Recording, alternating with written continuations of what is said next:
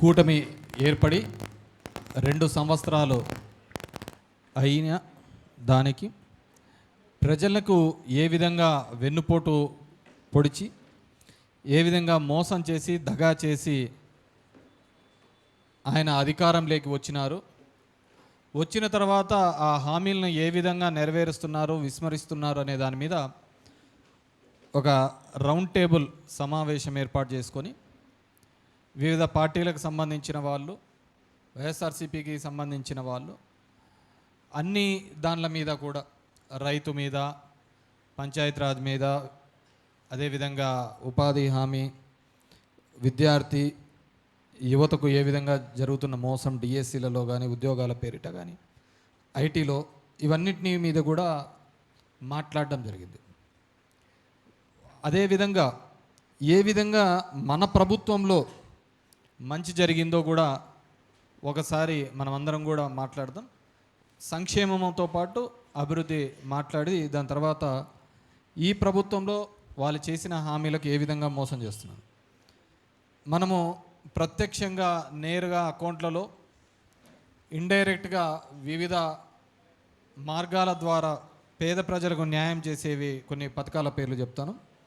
జగనన్న అమ్మఒడి, జగనన్న వసతి దీవెన, విద్యా దీవెన, విదేశీ విద్యా దీవెన, వైఎస్ఆర్ రైతు భరోసా, వైఎస్ఆర్ 0 వడ్డీ పంట రుణాలు, వైఎస్ఆర్ ఉచిత పంటల బీమా, ఇన్పుట్ సబ్సిడీ, వైఎస్ఆర్ మత్స్యకార భరోసా, వైఎస్ఆర్ 0 వడ్డీ, వైఎస్ఆర్ పెన్షన్ కానుక, వైఎస్ఆర్ చేయూత, వైఎస్ఆర్ ఆసరా, వైఎస్ఆర్ బీమా, వైఎస్ఆర్ కాపు నేస్తం, వైఎస్ఆర్ నేతన్న నేస్తం, జగనన్నకు చేదోడు, వైఎస్ఆర్ లా నేస్తం, వైఎస్ఆర్ వాహన మిత్ర, వైఎస్ఆర్ ఆరోగ్య ఆసరా, ఎంఎస్ఎంఈ రీస్టార్ట్, అగ్రిగోల్డ్ బాధితులకు, అర్చకులకు, ఇమాంలకు, మౌజాన్లకు, పాస్టర్లకు కోవిడ్ టైంలో అందిన సాయం, వైఎస్ఆర్ ఈబీసీ నేస్తం, వైఎస్ఆర్ ఆరోగ్యశ్రీ, వైఎస్ఆర్ కళ్యాణమస్తు, వైఎస్ఆర్ షాదీ తోఫా, అదేవిధంగా హౌసింగ్, జగనన్న తోడు. ఈ విధంగా ప్రత్యక్షంగా 2,73,756 కోట్ల రూపాయలు నేరుగా తల్లిదండ్రుల అకౌంట్లలోకి వేయించడం జరిగింది. ఇవి కాకుండా జగనన్న తోడు, జగనన్న గోరుముద్దలు, వైఎస్ఆర్ సంపూర్ణ పోషణ, జగనన్న విద్యా కానుక, హౌస్ సైట్స్, వైఎస్ఆర్ కంటి వెలుగు, 10th విద్యార్థులకు బైజూస్ కానీ ఇలాంటివన్నీ ఇస్తూ, విద్యుత్ సబ్సిడీ, ఈ విధంగా నేరుగా కాకుండా వివిధ రూపాల్లో పథకాల రూపంలో అందించినది 1,84,604 రూపాయలు అన్నమాట. మొత్తం 4,58,360. ఇది పేదలకు నేరుగా అందించిన డబ్బు. దీంట్లో ఏ పార్టీ చూడలేదు, ఏ కులం చూడలేదు, ఏ మతం చూడలేదు. మన పార్టీ అజెండానే. ఎటువంటి అవినీతి కూడా తావు లేకుండా నేరుగా లబ్ధిదారునికి అందించాలి అనే ఒక ఉద్దేశంతో ఒక సచివాలయ వ్యవస్థ తీసుకొని రావడం జరిగింది. దాంట్లో ఒక 50 ఇండ్లకు ఒక వాలంటీర్లను తీసుకొని రావడం జరిగింది. ఇవన్నీ పర్యవేక్షించడానికి సంక్షేమంతో పాటు రైతుకు సంబంధించినది, టౌన్లో మున్సిపాలిటీకి సంబంధించిన అన్ని పర్యవేక్షించడం, ఒక్కొక్క సచివాలయంలో 10 మంది ఉద్యోగస్తుల్ని కూడా మనం పెట్టడం జరిగింది. ఆ విధంగా 1,00,000 మంది ఉద్యోగస్తులను ఏర్పాటు చేయడం జరిగింది సచివాలయంలో. మెడికల్ అండ్ ఫీల్డ్లో దగ్గర 50,000 మందిని, డాక్టర్లను కావచ్చు, నర్సులను కావచ్చు, స్టాఫ్ను తీసుకునే కార్యక్రమం చేసినాం. ఈ విధంగా ఎన్నో కార్యక్రమాలు చేయడం జరిగింది. ఈరోజు వీళ్ళు చెప్తున్న దాని ప్రకారం చూస్తే 4 పోర్ట్స్ కట్టేయడం జరిగింది. ఏ విధంగా అభివృద్ధి చెందాలి అనేది ప్రతి ఒక్క చోట్ల కూడా కనపడుతుంది. ఈరోజు వాటి పేర్లను మార్చచ్చు. ఏంది స్వర్ణ వార్డులు, స్వర్ణ గ్రామాల, స్వర్ణమేమో అంత ఎత్తిపోయింది. ఆ రోజు ఆ విధంగా ఉండాలని జగన్మోహన్ రెడ్డి తీసుకొని రావడం జరిగింది. నువ్వు పేర్లు మార్చేది తప్ప కొత్తగా చేసినది ఏంది లేదు. ఈరోజు చంద్రబాబు చెప్పిన బాబు ష్యూరిటీ, మోసం గ్యారంటీ, సూపర్ 6లో ఆయన చెప్పిన దానిలో చూస్తే ఆడబిడ్డ నిధి కింద 18,000 నుంచి 50 ఏళ్ళ వరకు ఒక్కోరికి 1500 ఇస్తానని చెప్పడం జరిగింది. మనం ఇంతకుముందు ఆసరా కింద ఇచ్చినాం. ఈయన నేను అట్లా కాదు, నెల 1500 ఇస్తాను అన్నాడు. మన డ్రామా నాయుడు తీసుకొని దీనికి నీకు 1500, నీకు 1500, నీకు 1500 అని ఇంటింటికి తిరిగా. ఏమ్మా నువ్వు రాలేదు, నీ వయసు ఎంత? 12 అడిగేది. నీకు ఇంకా వస్తుందని చెప్పి ఇప్పటికి 2 సంవత్సరాలు అవుతుంది. 36,000 ఏ మహిళ కన్నా వచ్చిందేమో కనుక్కోమండి. 50 ఏళ్ళ వరకు నిరుద్యోగ భృతి. ఆయన ఏమంటున్నాడు, ఇప్పుడు 20 లక్షల ఉద్యోగాలు ఇచ్చినాను అంటున్నాడు. నువ్వు చేసిన డిఎస్సిలో ఇచ్చిన 16,000 ఉద్యోగాల్లోనే మొదటి ర్యాంక్ వచ్చినోనికి ఇలే. నువ్వు 20,000 ఉద్యోగాలు ఎవరికి ఇచ్చినావో తెలియటంలే. దీంట్లో 20,000 ఉద్యోగాలు వచ్చిన వాళ్ళందరితో ఒకసారి మీటింగ్ పెట్టు. 20 లక్షల ఉద్యోగాలతో ఎంతమందికి వచ్చినాయో చూడపు. మనం డిఎస్సిలో 3.5 లక్షల మంది రాస్తే దాంట్లో 16,000 మందిని సెలెక్ట్ చేయడానికి ఎన్నెన్ని తిప్పలయ్యా. దాంట్లో పెట్టిన స్పోర్ట్స్ కోటాలో పెంచడం ఏంది, దాంట్లో పెట్టిన గేమ్స్ ఏంటివి, స్పోర్ట్స్ ఏంటివి. ఈరోజు జిల్లాకు చూపించమనండి. మీరు పెట్టిన రిక్రూట్ చేశారు కదా 352 మందిని. ఇదిగో వీళ్ళని రిక్రూట్ చేసినాము, వీళ్ళ సర్టిఫికేట్స్ ఇవి, కావాలంటే చెక్ చేసుకోండి అని బహిరంగ సవాల్ విసిరొచ్చు కదా. బహిరంగంగా ఎవరైతే ఎంపిక కాబడ్డారో స్పోర్ట్స్ కోటాలో వాళ్ళను జిల్లాకి ఇంతమంది ఉంటారు కదా, 5 మందో 6 మందో, వాళ్ళందరినీ చూపించి వాళ్ళ సర్టిఫికేట్లు కరెక్ట్ ఉన్నాయని చూపించవచ్చు కదా. అది వదిలిపెట్టి దీని మీద మాట్లాడితే కేసులు పెడతామంటే ఇంకెంతవరకు వస్తుంది? ప్రశ్నించే వాళ్ళ మీద కేసులు పోతామంటే నీ దాంట్లో సెలెక్ట్ అయిన 16,000 మంది కాకుండా 3,25,000 మందికి అదే తపన ఉంది. ఈ డిఎస్సి దగా డిఎస్సి అని దీంట్లో మోసం చేశావు అని చెప్పేసి. మరి మీరు ఎంతమంది మీద కేసు పెట్టుకుంటూ పోతా అంటారు? అదేవిధంగా 50 ఏళ్ళకే పెన్షను. ఆ లైన్ కాకుండా ఈ లైన్లో అందరికీ రావాలి పెన్షన్. ఆ లైన్ ఇట్స్ పెడితే ఈ లైన్లో అందరికీ రావాలి 50 ఏళ్ళ పెన్షన్. బీసీ ఎస్సీ ఎస్టీ వాళ్ళకందరికీ కూడా 4,000 పెన్షన్ ఇస్తామన్నా. ఈ 2 ఏళ్లలో వాళ్ళకి ఇవ్వాల్సింది 96,000 రూపాయలు ఇవ్వాల. వాళ్ళది వదిలే ఈ 2 సంవత్సరాల్లో ఏదైనా కానీ ఒక్క కొత్త పెన్షన్ ఇచ్చినావు నాయన, ఒక్క కొత్త పెన్షన్ ఇచ్చింటే ఒట్టు. ఎలాంటి పెన్షన్లు ఇచ్చినారంటే భర్తకు పెన్షన్ ఆల్రెడీ వస్తుండి ఆయన చనిపోతే అది భార్యకు వచ్చింది. కొత్తగా ఎక్కడైనా ఏ కుటుంబంలో కానీ ఏదైనా ఇబ్బంది జరిగింటే వాళ్ళకి ఎక్కడే కానీ ఒక కొత్త పెన్షన్ వచ్చిన దాఖలాలు. నేను చెప్పేది 60 ఏళ్ళకు 50 ఏళ్ళ తర్వాత సంగతి. నోటికి వచ్చినట్టు చెప్పినాడు. ఈరోజు అదే జనం దగ్గరికి పోయి అదే ఇవన్నీ చేసినాము అని చెప్పుకోవడానికి ఇప్పుడు ఎప్పుడో వచ్చామంట, అంతా ఇంటింటికి తిరుగుతారంట. ఆ రోజు ఏంది, ఇంటింట్లకు ఫోన్లు చేసినారు, అందరికీ కూడా అది బాండ్ ఇచ్చినారు. నీ ఇంటికి 10 లక్షలు వచ్చాది, 20 లక్షలు వచ్చాదని. ఇదేదో బాగుంది, జగన్ రెడ్డి 5-6 లక్షలే ఇచ్చినాడు, ఇదేదో 20 లక్షలు ఇచ్చాడంట ఇతను, ఇది బాగుందని చెప్పి అనుకున్నాం. ఈ 10 లక్షలు పోయింది, 20 లక్షలు 2 పోయినాయి. తల్లికి వందనం కింద ఇస్తా అంటే ఇప్పటికీ పడతా అంటాయి. నేను మన ఆర్టీఐలో అడిగిన ఇన్ఫర్మేషన్ ఇవ్వండి అయ్యా, ఎంతమందికి ఇచ్చినారో చూస్తాను దాని సంగతి అని చెప్పేసి. ఎక్కడే కానీ ఇన్ఫర్మేషన్ లేదు. మనం ఉన్నప్పుడు సోషల్ ఆడిట్ జరిగేది, సచివాలయంలో అతికిచ్చేవాళ్ళు, ఇదిగో వీళ్ళకి ఈ లబ్ధిదారు ఎవరైనా అభ్యంతరాలు ఉంటే చెప్పండి అని చెప్పి. నేను ఏడైనా గుడ్ మార్నింగ్ పోయి తిరిగేటప్పుడు నన్ను అడిగేవాళ్ళు, సార్ బటన్ నొక్కి 2 రోజులే ఉంటుంది, ఇంకా వాళ్ళే సార్, ఇంకా వాళ్ళే సార్ అనేవాళ్ళు. ఇప్పుడు అడగండి అయ్యా ఇంకా వాళ్ళే అని. ఇంటికి వచ్చి అడుగుతా అంటే మీకు కనపడతా అంట. ఇప్పుడు బాగా సమ్మగా ఉంది, 2 రోజులకు ఒకసారి వచ్చా అంటాడు, నెలకు 2 రోజులు వచ్చా అంటాడు. అడిగేకిలే పెట్టేకిలే. ఇంతకుముందు సీనా అన్నట్టుగా టీ బాగుంది, చాయ్ బాగుంది అన్నాడు, పోవడం. అడిగేవాళ్ళు అప్పుడు 2 రోజులు రాకపోతే చాలు, సార్ ఇంకా వాళ్ళే వచ్చాదులేమ్మా ఈ వారానికల్లా పడుతుందంటే ఇంకా తట్టుకుంటే వెళ్ళా. పథకం పడిందంటే బంగారు షాపులలో కానీ ఈ ఎలక్ట్రికల్ షాపులలో పోతే ఫ్రిడ్జులు టీవీలు అన్నీ. ఇప్పుడు లెక్క పడితే వడ్డీకి పోతుంది అంతా. ఇప్పుడు ఏదన్నా కానీ లెక్క వచ్చిందంటే వడ్డీలో కట్ అయిపోతా ఉంది. ఫ్రీ బస్సు అయితే ఇంకా ఏమనే చెప్పాలి, కొట్టుకుంటున్నారంట దాంట్లో. మనం దీపం కింద 3 సిలిండర్లా 6 సిలిండర్లా 3 సిలిండర్లా 6 మూడేలే, 3+3 రావాలా. ఫస్ట్లో ఏందో ఇచ్చినా ఉన్నారు, తర్వాత అది ఎంతమందికి వచ్చిందో తెలియదు. ఇది ఒకటి పెద్ద అడ్వాంటేజే. ఆడ అయిపోయింది అంటాడు, ఇంక అది అయిపోయినది ఎవడికి వచ్చిందా లేదా తెలియదే లేదు. అన్నదాత సుఖీభవ 20,000 40,000. ఈ సుఖీభవ తర్వాత కానీ అసలు పంటకు గిట్టుబాటు ధర లేదు. మేము చీని 18,000తో అమ్మినాం, ఈరోజు లక్షకు ఉంది. దాన్ని ఎవరు నిర్ణయిస్తారో తెలియదు. 5 రూపాయలు అరటిపండు లేక దున్నేసుకున్న కాలాలు.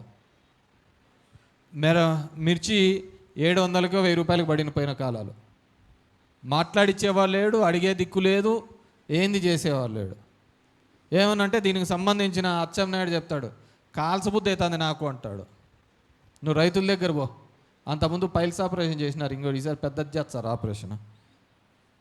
అంటే అంత నిస్సిగ్గుగా ప్రతి వ్యవస్థను కూడా నిర్వీర్యం చేస్తూ విద్యా వ్యవస్థలో ఈరోజు నువ్వు పెద్ద నేను ఎప్పుడు చెప్తూ ఉంటా, మనం పెట్టుబడి పెట్టాల్సింది ఏదైనా ఉంటే విద్యార్థుల మీద, చదువు మీద పెట్టుబడి పెట్టాలి. చదువు మీద పెట్టుబడి కంటే కూడా ఇంకే పెద్ద పెట్టుబడి కాదు, విద్య వైద్యం. నువ్వు మంచి విద్యనిస్తే అతన్నే ఆకాశం అంత ఎత్తు ఎదుగుతాడు. ఆ విద్యను కల్పించడానికి నానా పాటలు వన్నాం. డైరెక్ట్గా గతంలో చంద్రబాబు నాయుడు గారు 14 నుంచి 1800 కోట్లు బకాయి పెడితే నేరుగా మళ్ళీ ప్రభుత్వం వచ్చిన తర్వాత బకాయి అంతా చీర్చి, ఇలా కాదు అది తల్లిదండ్రుల అకౌంట్లోనే వేస్తే వాళ్లకు బాధ్యత ఉంటుంది, వాళ్ళు కూడా నేరుగా పోయి అక్కడ అడుగుతారు అని చెప్పేసి వాళ్ళ అకౌంట్లలో వేసిన. వీళ్ళందరూ ఏం చేసినారు, మాకు అట్లా కాదు, వాళ్ళు బేరమాడి 1000-2000 తగ్గించారు అని చెప్పేసి స్కూల్ యాజమాన్యం అంతా కోర్టుకు పోయింది. నేరుగా మాకేండి అంతకంటే అదృష్టం ఏం కావాలా. ఇప్పటికి 4,000 కోట్లు బకాయి వాళ్ళకు. తల్లిదండ్రులు నేను కదా మన ఆంధ్రజ్యోతిలోనే వచ్చింది, సర్టిఫికెట్లు ఇవ్వటం లేదు అంట. ఎందుకు ఇచ్చారు? వాళ్ళు కాలేజీలు స్టాఫ్కు ఫీజులు ఇవ్వాలా, వాళ్ళు మెయింటెనెన్స్కి ఫీజులు కట్టుకోవాలా, నువ్వుగా ఫీజులు ఇవ్వకపోతుంది ఏ విధంగా వస్తా ఉంటుంది? విద్యా వ్యవస్థను సంపూర్ణంగా నాశనం చేసి పెట్టేసినాడు. సంపూర్ణంగా విద్యా వ్యవస్థనంతా కూడా గబలింపడు. అదేవిధంగా వైద్య వ్యవస్థ, డాక్టర్లు పోయి డిస్కషన్ కూర్చొని మాకు సీఎంఆర్ఎఫ్ మాకు ఇది రావటం లేదు, ఆరోగ్యశ్రీ నిధులు రావటం లేదని ధర్నాలు చేయాల్సిన పరిస్థితి. ఒక పేదవాడు హాస్పిటల్కి పోవాలి అన్నా కానీ ఆలోచించుకో. ఇంతకుముందు ఏంటంటే ఎక్కడైనా ఒక నమ్మకం ఉంటుండే, చేతిలో కార్డు ఉంటే చాలు, పోతే చాలు వస్తా ఉండే అని నమ్మకం.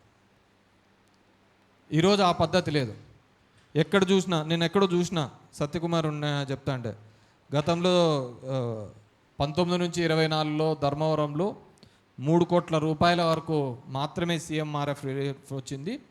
నేను వచ్చిన 2 ఏళ్లలోనే 9 కోట్ల సీఎం రిలీఫ్ తీసుకొని వచ్చినానని ఎప్పుడు ఎక్కడో చూసా. గుడ్, బాగా మంచిదే ఉంది. అది 3 కోట్లు కదయా, మేము మొత్తం 5 ఏళ్లలో 5 కోట్లు ఎంతో ఇప్పించే కార్యక్రమం చేసినాం. కానీ ఎందుకు సీఎంఆర్ఎఫ్లు ఎక్కువ వస్తున్నాయి? హాస్పిటల్లో ఆరోగ్యశ్రీకి నీకు చేర్చుకోకుంటేనే కదా వచ్చేది. బిల్లులు ఎందుకు వచ్చాయో చెప్పు. ఫ్రీగా హాస్పిటల్ పోతే జరిగితే సీఎంఆర్ఎఫ్ రాదు కదా. అంటే నీ శాఖలోనే నువ్వు నిర్వహించే ఆరోగ్యశ్రీలోనే సరిగ్గా నిర్వహించడం లేదు కాబట్టి బిల్లులు తీసుకొని వస్తున్నారు. ఆడ కట్టి లెక్క కట్టి తీసుకొని వస్తున్నారు. ఆ కట్టిన దానిలో 100% ఏం రాదు, ఇచ్చేది 60-70 ఎంత శాతం ఇస్తారు. ఫ్రీగా ఆరోగ్యం రావాల్సిన చోట డబ్బులు కట్టి ఆరోగ్యం చేయించుకుంటారు, నీ దగ్గరకు వచ్చి రీఎంబర్స్. దానికి సంబరాలు కాదు చేసుకోవాల్సింది, బాధపడాలా. సీఎంఆర్ఎఫ్లు తగ్గల్లా, ఆరోగ్యశ్రీ సేవలు పెరగాలి. అది ఉచిత వైద్యానికి ఏదైనా అర్థం ఉంటుంది. అది వదిలిపెట్టేసి పడేసినారు. అంటే విద్యారంగం కావచ్చు, వైద్య రంగం కావచ్చు, మనం ఏదైనా కానీ మాట్లాడినామంటే దాని మీద ఒకటి చెప్తాడు, గొడ్డలి పార్టీ. నువ్వేదయ్యా పెన్షన్ రాలేదంటే గొడ్డలి పార్టీ. ఇంకేందయ్యా ఇక్కడ గొడవలు చేస్తున్నా, మమ్మల్ని ఇబ్బంది పెడుతున్నారు అని ఏదైనా పోస్ట్ పెట్టినామంటే మీది గొడ్డలి పార్టీ. అంటే మిమ్మల్ని దానికోసం కాదు కదా, ఏదో ఈ రాష్ట్రం అంతా నాశనం అయిపోయిందని చెప్పేసి, శ్రీలంక అయిపోయిందని చెప్పేసి మీరందరూ కూడా తీసుకొని రావడానికి వచ్చినారు. ఈరోజు రాజధాని నిర్మాణం పేరుట నిన్న చూసా, లండన్ ఈ తరహాలో ఒక పెద్దది పెట్టించేసి 571 కోట్లు అయిపోతుంది అని చెప్పేసి. నీకు మెడికల్ కాలేజీలు కట్టడానికి లేదు, అమరావతిలో లండన్ అయిన పెడతానంటావు, హైకోర్టు ముందర సుందరీకరణకు 600 కోట్లు అంటావు, దగ్గర దగ్గర 69 బ్రిడ్జిలు వేపియాలా అంటావు. అది ఇంపార్టెంటా, మెడికల్ కాలేజీలు ఇంపార్టెంటా? మెడికల్ కాలేజీలు కట్టిస్తే ఎంతోమందికి, ఎందుకంటే నాకు తెలుసు ఎంతోమంది పిల్లల తల్లిదండ్రులు ఆస్తులు అమ్ముకొని పిల్లలను చదివిస్తూ ఉంటారు. పిల్లల్ని డాక్టర్ చదివించాలి అనే ఒక ఉద్దేశంతో ఆస్తులు అమ్మి చదివిస్తూ ఉంటారు. అలాంటిది ప్రభుత్వ మెడికల్ కాలేజీలు వస్తే ఆ కుటుంబం ఎంతగా ఉపయోగపడుతుందో కూడా తెలియని పరిస్థితి. ఈరోజు చంద్రబాబు నాయుడు గారి హామీలలో చూస్తే కొన్ని మాత్రం ఏ విధంగా ఈ 2 సంవత్సరాల్లో మోసం చేసినారని చూస్తే, ఇదే ప్రజాగలం ఉమ్మడి మేనిఫెస్టో. ఇతను ఒకరిని పెట్టుకున్నారు యాడిపోయినా ఉమ్మడికి. యువతకు 20 లక్షల ఉద్యోగాలు, నెలకు 3,000 నిరుద్యోగ భృతి, హ్యాపీసు వస్తుంది అందరికీ. స్కూల్కి వెళ్ళే ప్రతి విద్యార్థికి 15,000 హ్యాపీసు, సంవత్సరానికి 2 సార్లు వేస్తున్నారు కాబట్టి. ప్రతి రైతుకు ఏటా 20,000 ఆర్థిక సాయం, హ్యాపీసు.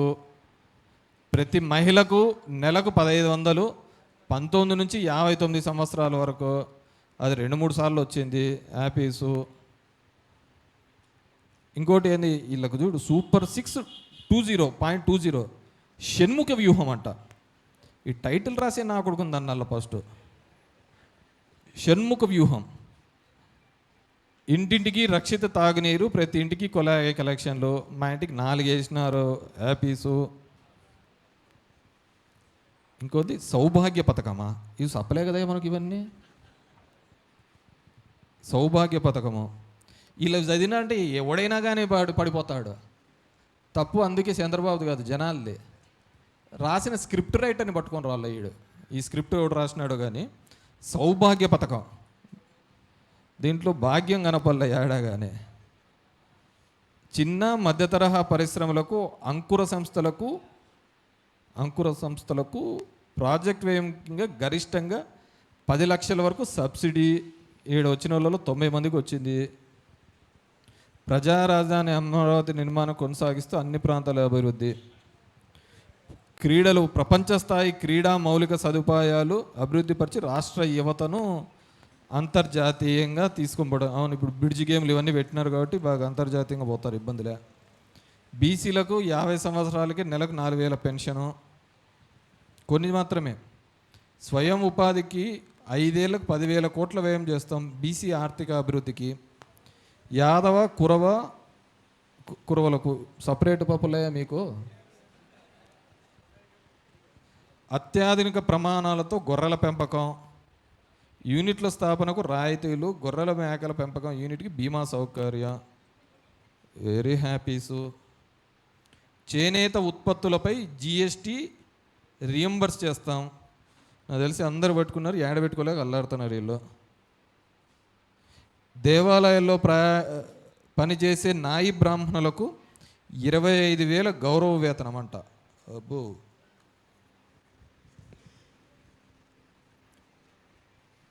వడ్డర్లకు క్వారీలో 15% రిజర్వేషను.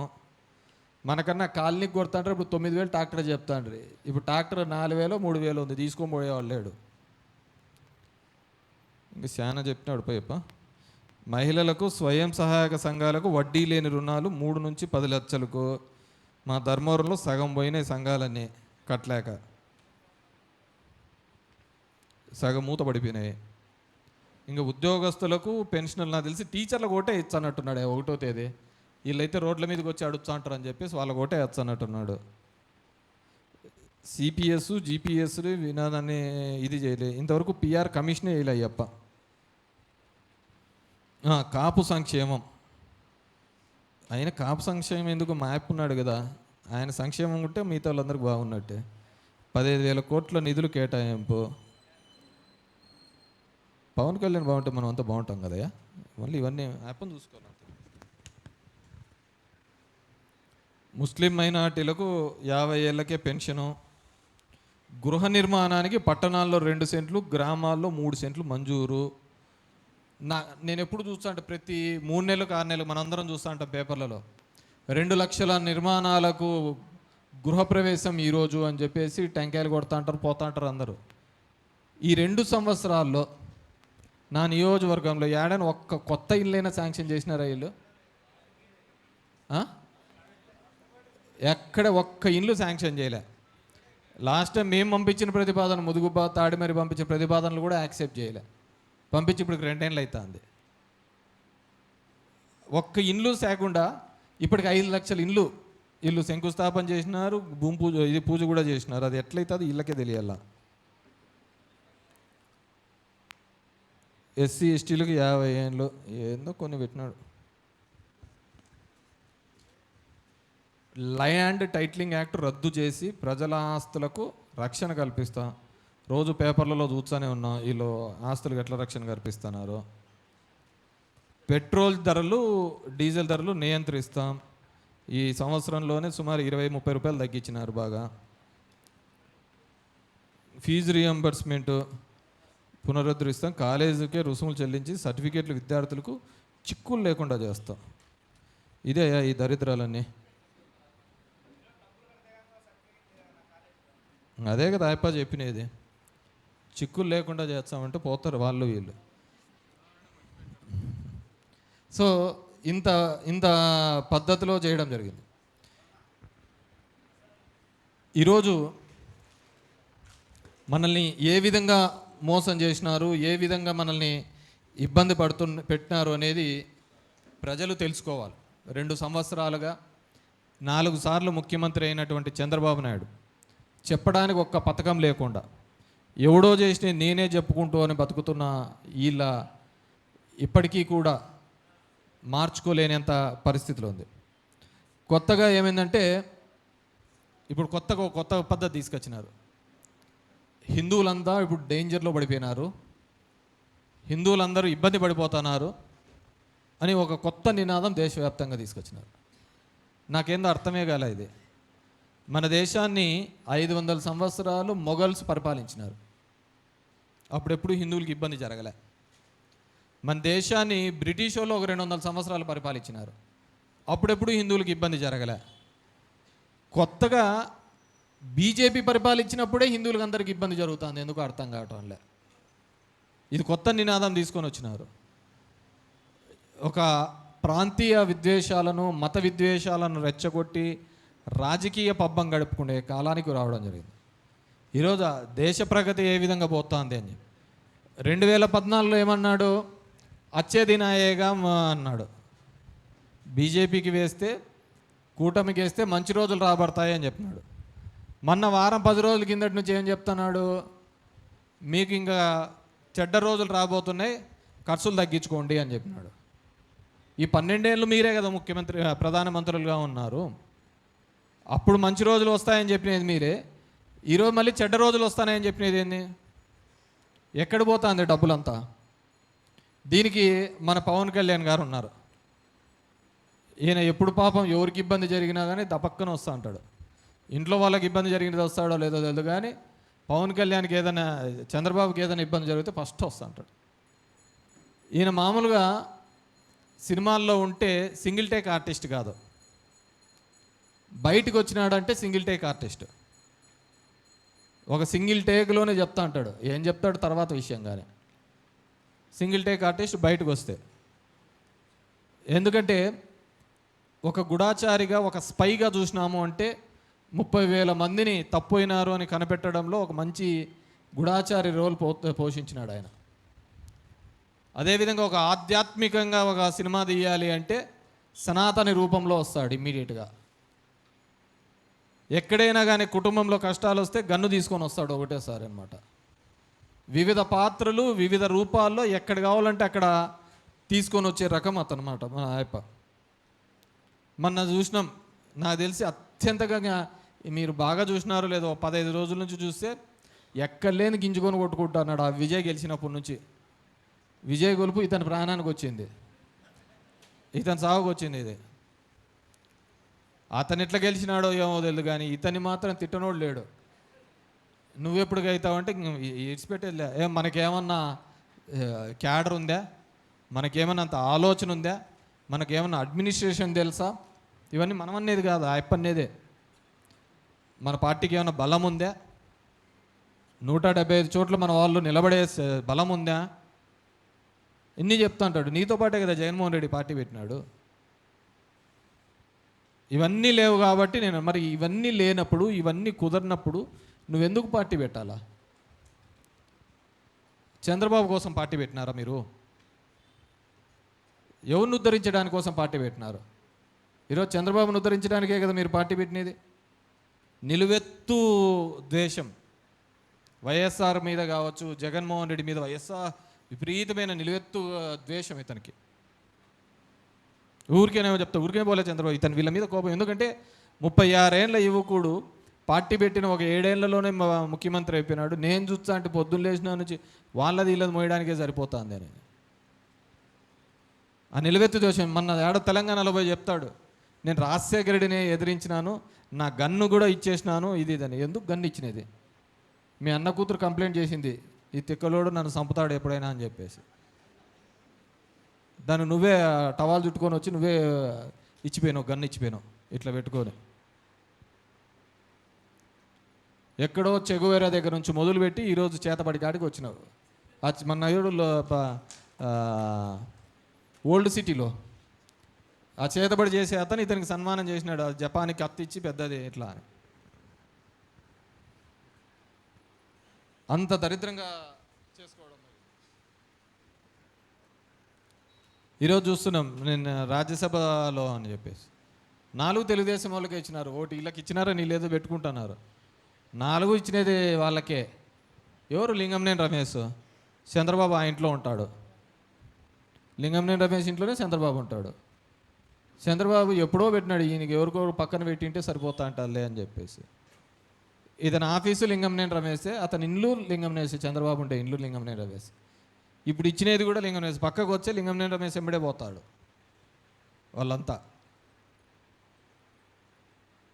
దానికి ఎవడే కానీ మాట్లాడద్దండి. నేను ఏదో నాగబాబు ట్వీట్ చేసినాడు, కమాండ్ ఇస్తాడు, అంతవరకు ఎవడే కానీ మాట్లాడద్దండి అని. I give command, you just follow it అంతే.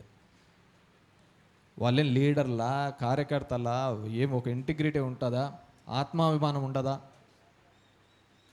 వైఎస్ఆర్ వాళ్ళను ఫిజికల్గా కేసులు పెట్టి దీనికి పెట్టి ఇబ్బంది పెట్టచ్చు, కానీ జనసేన వాళ్ళు అయితే పాపం చాలా అధ్వానంగా ఉంది. తెలుగుదేశం వాళ్ళతో కొట్టించుకోవడమే సరిపోయింది వాళ్ళకు. మొన్న ఎవరో చూసా, ఎస్ఐ కాలుతో కొన్నాడని చెప్పి ఏడుస్తా ఒక ఇంటర్వ్యూ ఇచ్చిన జనసేన తంది. బాధ అనిపిస్తుంది పాపం. వాళ్ళు లేకుంటే లేదనమాట. అంత దరిద్రమైంది. ఇప్పుడు వచ్చేటప్పుడు చూసి టీవీలో పిఆర్పి జనసేన ఎమ్మెల్యే బాలకృష్ణుడు చెప్తున్నాడు, గోదావరి పుష్కరాలు ఉన్నాయి, దేవాంశ్ ఘాట్ పెట్టేసినాడు. ఘాటు వేరే, దేవాంశ్ ఘాట్ అంట. అంటే ఆల్రెడీ ఇప్పటి నుంచి అలవాటైంది మనవాడికి కూడా సేవ చేసుకోవడం. వీళ్ళు అది ఒక పార్టీ కిందకి లెక్కేస్తారా మీద చెప్తున్నారు.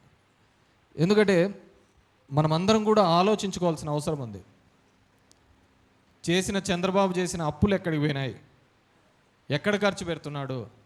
దుబారా ఖర్చులు అమరావతి పేరు మీద ఏ విధంగా దోచుకుంటున్నాడు? కట్టిన బిల్డింగ్లే కట్టుకుంటా ఆ ప్రాంతంలో ఆ రోజు టెండర్లు వేయాలన్నా ఇది వేయాలన్నా కానీ మళ్ళీ కాంపిటీషన్ పెట్టి తగ్గించాలనే వాళ్ళు. ఇప్పుడు అట్లా ఏం లేదు, అంతా ఎక్సెస్ ఎంత డబ్బులు వస్తా అంటాయి అని చెప్పేసి 8% ఎంతో అని చెప్పేసి ఇష్టానుసారం రేట్లు పెంచుకుంటావు పోయిన పరిస్థితి. మళ్ళీ ఏమంటే సంపద సృష్టి. వాళ్ళు క్లారిటీతోనే ఉన్నారు. సంపద సృష్టి అంటే మనం రాష్ట్రానికి అనుకున్నాం, వాళ్ళకు చేసుకుంటే మనకు గుర్తించలేవు. అన్నీ అట్లా సైలెంట్ చేస్తా అంటాడు, మనం తిక్కోలంబడి దాని వెంబడి తిరుగుతా పోతా ఉన్న పరిస్థితి. అంతటి ఇబ్బందికరమైన పరిస్థితి. ఈరోజు దేశంలో చూస్తే నీట్ పరీక్ష రాస్తే 22 లక్షల మంది పరీక్షలు రాస్తే దాంట్లో పేపర్ లీకు. మాట్లాడలేని యువతగా తయారైపోయింది అంత పరిస్థితి. సిబిఎస్ఈలో తప్పిదాలు 5.5 లక్షల మంది రాస్తే ఆన్లైన్ పేపర్ దీనిలో లేక రాస్తే లేదు. నీట్ పరీక్ష ఈ 10 ఏళ్లలో 4 సార్లు లీక్ అయిపోయింది. మాట్లాడలేడు, ప్రశ్నించలేదు. ఉపాధి హామీ పథకంలో నిర్వీర్యమైపోయింది. ఈ నెల నుంచి మొదలు పెడుతున్నామని చెప్పి ఇచ్చారు, జూలై 1 నుంచి. తెలుస్తుంది ఏ విధంగా ఉపాధి హామీలోని మొత్తం అంతా జీరాంజీ అంత అవినీతిగా అయ్యే పరిస్థితి ఉంది. ఎందుకంటే నాకెందుకో బాధ అనిపిస్తుంది. మాట్లాడాల్సిన యువత ఈ గింజీస్ ఎవడు మాట్లాడటంలే. 22 లక్షల మందికి నీట్, ఎందుకంటే ఒకరు ఎగ్జామ్ కోసము లాంగ్ టర్మ్ తీసుకొని నీట్ కోసం ప్రిపేర్ చేస్తే పేపర్ లీక్ అయిపోయిందంటే ఏం చేసుకోవడానికి? దేశ చరిత్రలో ఎప్పుడు ఉండదు. ఎయిర్ ఫోర్స్లో పెట్టి పేపర్లు పంపించినామని చెప్తున్నారు. అంత దరిద్రంగా ఉంది ఈ దేశం. అంత ఇబ్బంది పట్టే పరిస్థితులు వస్తున్నాయి. ఇప్పుడు చెట్లు నాటుతున్నారు అంటున్నారు, బాగుంది, తల్లి పేరుతో ఒక చెట్టు నాటల్లా అనేది. మరి ఎవరి పేరు మీద అదాని అన్ని చెట్లు కొట్టేస్తున్నాడు? తల్లి చెట్టు మీద పేరు మీద ఒక చెట్టు నాటడంలో తప్పులే. మళ్ళీ వేల ఎకరాలు లక్షల ఎకరాలు ఈరోజు మొత్తం అంతా కూడా చెట్లు కొట్టేస్తున్న పరిస్థితి కదా. రైతులు గిట్టుబాటు ధర రాదు. రైతులు గిట్టుబాటు ధర కావాలని రోడ్ల మీద ఏడిస్తే టమోటాలు పోసినారు, మామిడి పండ్లు పోసినారు, అన్ని పంటలు పోసినారు, గిట్టుబాటు రాదు. పెద్ద సినిమా టికెట్లు రేటు పెంచాలంటే ఒక రోజులో జీవో వస్తుంది. పెద్ద సినిమా టికెట్లు పెంచాలంటే ఒక రోజే ఇమ్మీడియట్గా కోర్టుకు పోతే కోర్టు ఇమ్మీడియట్గా ఎందుకు నిలబెట్టేసి ఇచ్చేసేయండి అంటుంది. ఈరోజు దేశంలో ఉన్న పరిస్థితి, మన రాష్ట్రంలో ఉన్న పరిస్థితి, ఏ పంటకు గిట్టుబాటు ధర వస్తుందని చెప్పండి? ఎవరికో వస్తుంది, అరటికాయకి వచ్చిందంట పంట అంటే మొత్తం అంతా చిన్ని చెట్లు వీకేయండి, మళ్ళీ అరటికాయలు ఏంటి అని చెప్పేసి. ఈసారి టమోటా వచ్చిందంటే మొత్తం టమోటా వేసేసేయండి. వ్యవసాయం ఎంత అధ్వానమైన పరిస్థితులు, విద్య వైద్యం ఏ విధంగా ఎంత అవస్థలు పడుతున్న పరిస్థితి. చివరిగా అదే మనకు అలవాటైనది, సర్దుకుపోవడం అలవాటు పడిన సమాజం తయారైపోయింది. ఈ దేశ జనాభా 120 కోట్ల జనాభా, 142 కోట్ల దేశ జనాభా అయితే అప్పు 239 లక్షల కోట్ల అప్పు. 67 ఏళ్లలో అప్పు అయినది 55 లక్షల కోట్లు. 67 ఏళ్లలో కేవలం ఈ 11 సంవత్సరాలు మోడీ ఒక్కడే చేసినది 185,000 కోట్ల అప్పు. 185 లక్షల కోట్ల అప్పు ఎవరికి పోయింది? ఇంతకుముందన్న ఏదో రుణమాఫీలు అవి ఇవి అన్నా చూసినాం. రాజశేఖర రెడ్డి, మన్మోహన్ సింగ్ ఉన్నప్పుడు ఇట్లా కరువు దీంట్లో కింద ఉన్నప్పుడు ఇన్సూరెన్స్లో విదర్భ ప్యాకేజీలో అని చెప్పేసి రైతులకు రుణమాఫీ అన్న చూస్తాను. ఇప్పుడు ఎవరికి పోతానే? నిన్ననే చూసాము ఒకటి, రాజేష్ మెహతా అని నేను చూసాం. 15 లక్షల కోట్ల మోసం జరిగింది అని చెప్పేసి సెబీ కనుక్కుంటే, ఎల్ఐసి కూడా 2,000 కోట్ల రూపాయలు పెట్టుబడి పెట్టింది, దాంట్లో ఒకటే రోజు 1,600 కోట్లు లాస్ అయింది అని చెప్పేసి. వాడు గుజరాతోడే పాపం, వాడు గుజరాతోడే. 2 గుజరాతోళ్ళు ఈ దేశాన్ని నమ్మి పడేస్తున్నారు. ఏడబెట్టాం ఈ అప్పంతా, యాడికి పోయింది ఈ లెక్కంతా? సౌకర్యాలు పెరిగాయా? సంపద పెరిగిందా? ఉపాధి పెరిగిందా? విద్యారంగం బాగుపడిందా? వైద్య రంగం ఉచిత వైద్యం అందిస్తోందా? ధరలు అందుబాటులోకి వచ్చాయా? ఇంధనం అంతెత్త ఎత్తులో ఉందా? ప్రభుత్వ సంస్థలు స్థాపించబడ్డాయా? ప్రైవేట్ రంగం కట్టడి చేయబడిందా? రైల్వేలో సామాన్యుడి భోగిలు పెరిగాయా? టోల్ ట్యాక్స్లు ఏమన్నా తగ్గు చేశారా?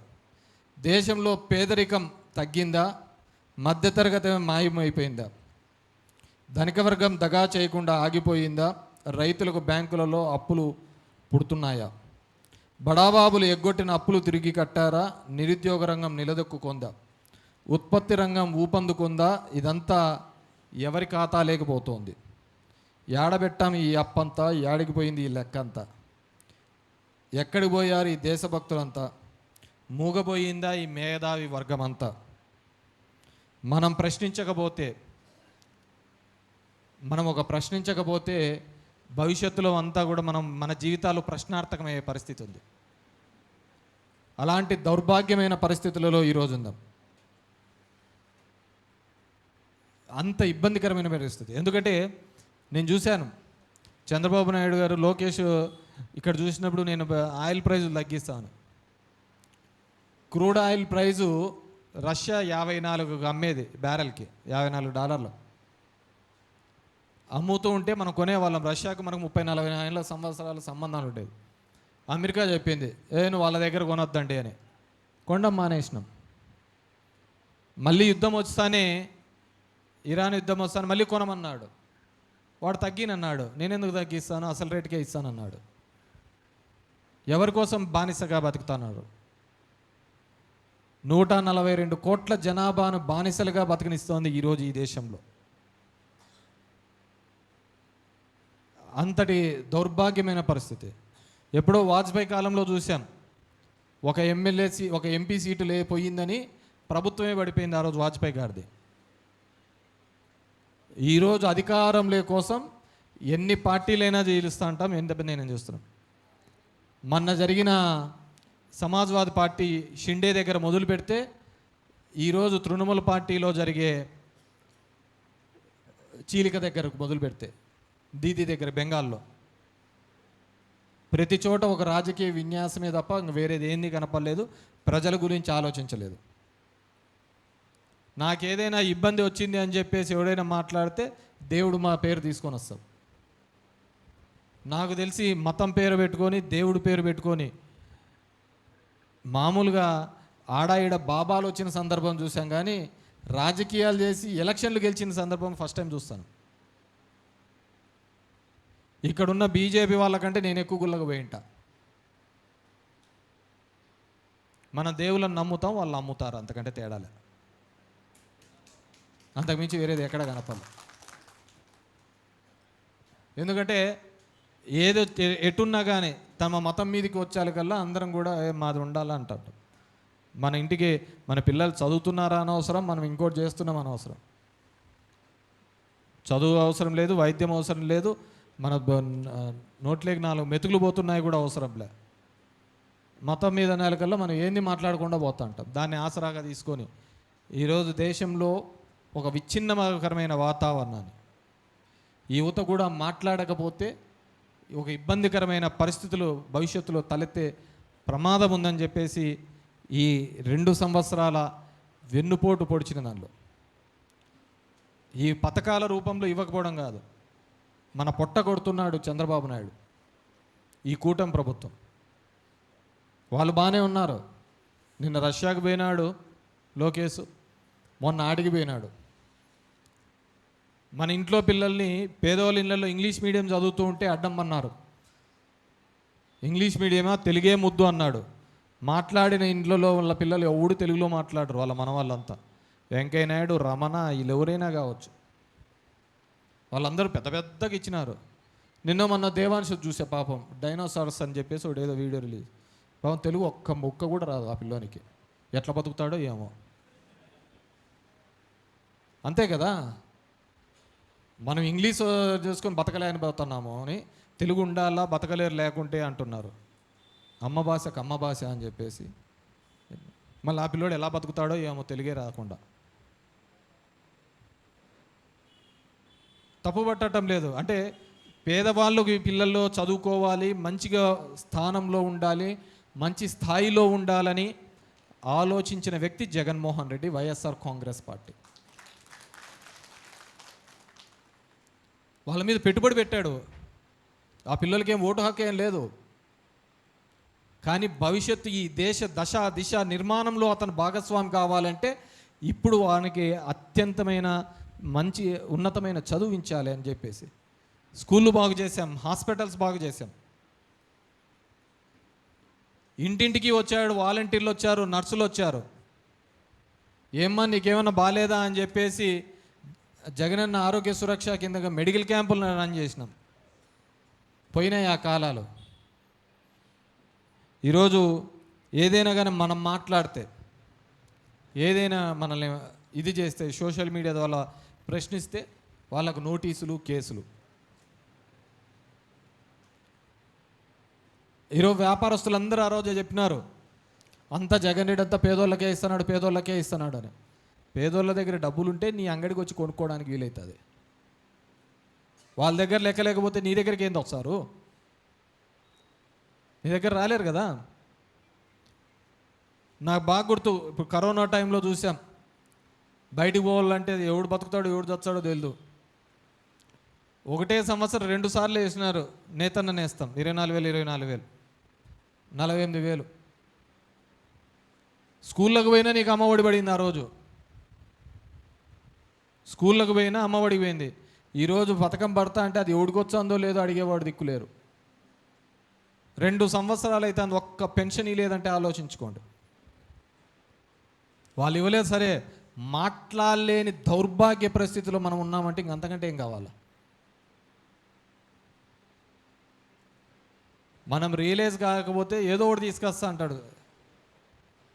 మనం ఒకటి ఏదన్నా కానీ లేవనెత్తినాం అనుకో, అది ఇబ్బందికరంగా ఉందనుకో, ఇప్పుడు డిఎస్సి ఉంది, దీని మీద రోజు ఫైట్ చేస్తా అంటే పవన్ కళ్యాణ్ ఇమ్మీడియట్గా తెలంగాణ పోతాడు, ఆడపోయి ఏదో రచ్చ చేస్తాడు.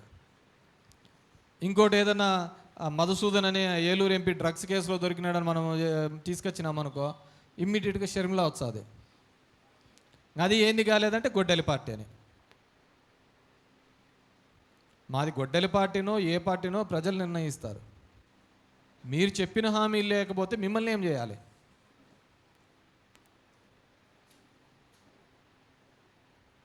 కాబట్టి ఈ 2 సంవత్సరాలు ప్రతి ఒక్కరు కూడా దగాపడ్డారు. ఈరోజు ఈ రౌండ్ టేబుల్ సమావేశానికి వచ్చిన మీ అందరికీ కూడా ప్రజల్లో చైతన్యం తీసుకొని రావాల్సిన అవసరం ఉంది. ముఖ్యంగా యువతకు. నిన్న చూసాం, ఒక చిన్న కాక్రోచ్ పార్టీ అని ఒకటి పెట్టి, ఏంది లేదు, జస్టిస్ సూర్యకాంత్ అన్నాడు ఒక మాట, ఎందుకు ఆ విధంగా కాక్రోచెస్ లాగా నిరుద్యోగులు ఆర్టీఐ యాక్టివిస్టులునే, ఆయన అంత స్థాయిలో ఉండి అనకూడదు. ఆయన అన్నాడు, దానికి నిరుద్యోగ యువత అంతా కూడా ఒక ప్లాట్ఫామ్ మీద వచ్చి చిన్న కాక్రోచ్ పార్టీని పెడితే, ఈరోజు వచ్చినట్టున్నాడు జంతర్ మంతర్లో అభిషేక్, ధర్మేంద్ర ప్రధాన్ రిజైన్ చేయాలి అని చెప్పేసి. చుట్టూ చూస్తున్నాం, పక్కనున్న నేపాల్ చూసాం, బంగ్లాదేశ్ చూసాం, శ్రీలంక చూసాం, ఏ విధంగా రెవల్యూషనరీ వాళ్ళకి కావాల్సిన హక్కుల కోసం పోరాడి రాజపక్స లాంటి వాళ్ళని దించేసినారు. ఆమెను అక్కడి నుంచి బంగ్లాదేశ్ నుంచి తరిమి ఇక్కడికి వచ్చింది. కానీ మన దేశంలో మతం అనే దాని మీద, ఛాందాసం కులం మతం అనే దాని మీద కొడుతున్నామే తప్ప అభివృద్ధి మీద పరుగు వేయటం లేదు. నిన్న ఎవరో ఎకనామిక్ అడ్వైజర్ చూసా, మోడీ దాంట్లో ఫైనాన్షియల్ అడ్వైజర్, డాలర్ క్షీణించిపోతుంది అంటే నిర్మలా సీతారామన్ డాలర్ కాదు మన రూపాయి క్షీణిస్తోంది అంటే, లేదు మన రూపాయి బాగుంది డాలర్ బలపడుతోంది అన్నారు. అంతకంటే ఏం చెప్పాలా? ఇంకో ఆమె చెప్తుంది ఇట్స్ ఏ నెంబర్ అని చెప్పేసి. దరిద్రం ఏందో తెలుసా? పాకిస్తాన్ కంటే ఈ సంవత్సరం పాకిస్తాన్ కంటే మన రూపాయి 12% పడిపోయింది.